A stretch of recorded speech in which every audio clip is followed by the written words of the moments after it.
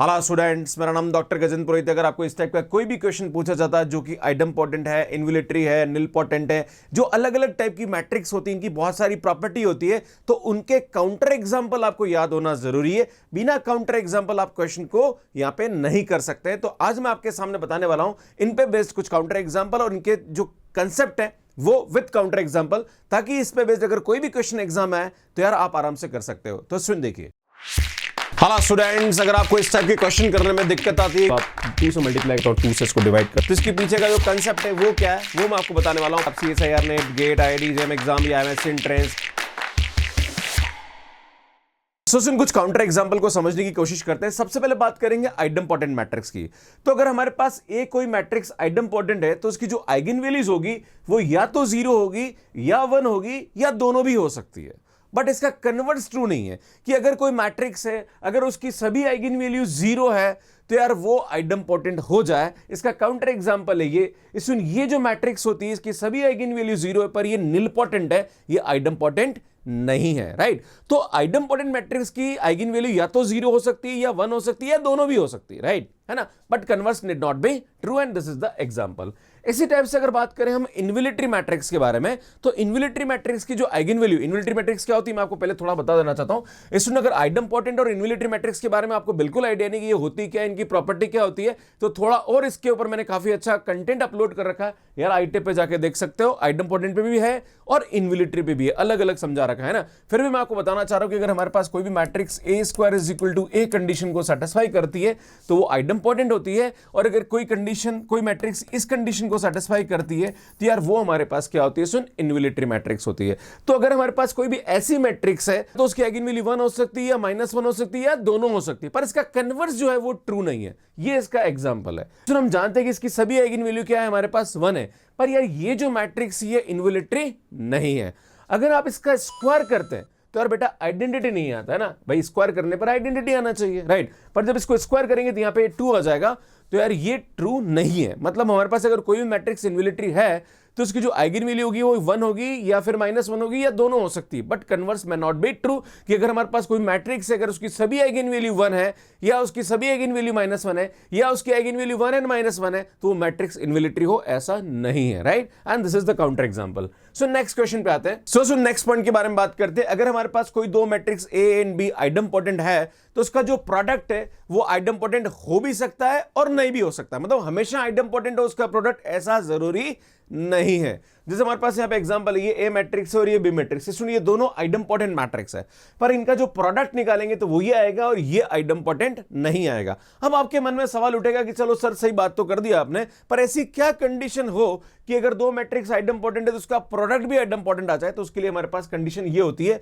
कि अगर वो दोनों मैट्रिक्स आपस में कम्यूट कर जाए तो उसका जो प्रोडक्ट होगा वो भी आइडम्पोटेंट हो जाएगा, right.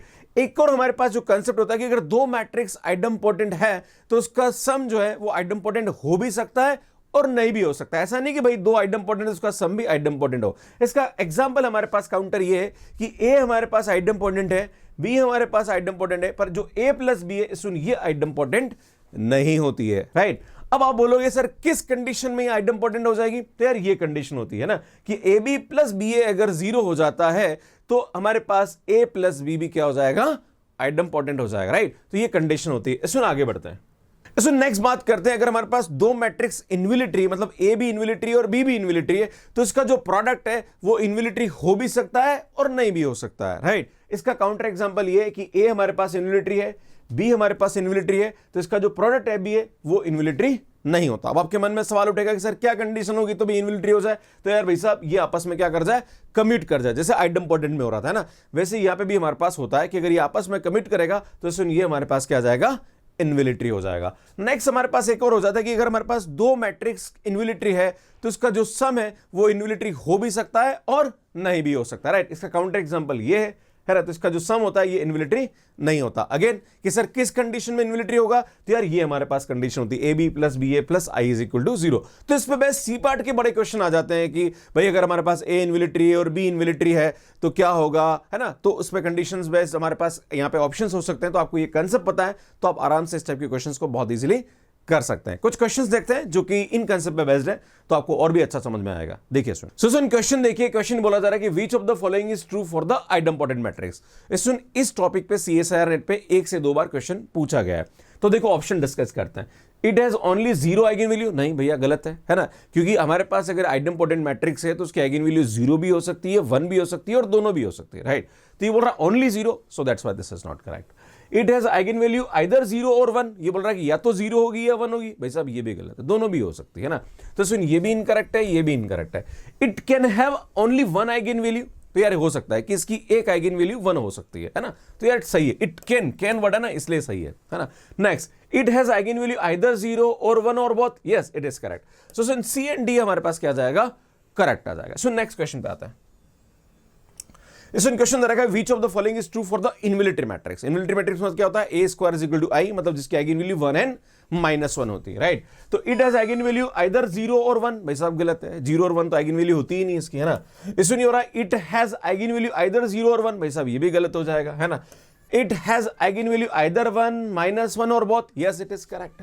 The product of two involutory matrix is always in, नहीं गलत है ना। Product of two involutory matrix is involutory if वो आपस में कमिट कर जाए, मतलब AB is equal to B हो जाए। तो यार उसका काउंटर एग्जांपल में दिया था, तो ये भी हमारे पास क्या जाएगा, इनकरेक्ट हो जाएगा। सो नेक्स्ट क्वेश्चन पे आता है।